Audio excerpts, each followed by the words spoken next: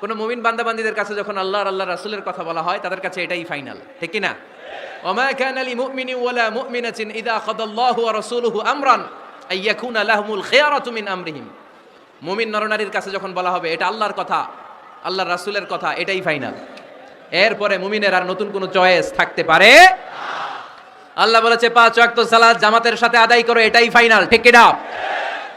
আল্লাহ বলেছেন চুরি করলে চোরের হাত কেটে দাও। বিশ্বনবী জীবদ্দশায় চোরের হাত কেটে দেখিয়ে দিয়েছেন, চুরি করলে হাত কেটে দাও, এটাই ফাইনাল, ঠিক কি না? আল্লাহ নিয়ম জারি করেছেন, ও নারীরা পর্দা করে ঘর থেকে বের হও, এর উপরে কোনো কথা নাই, জোরে বলেন ঠিক কি না?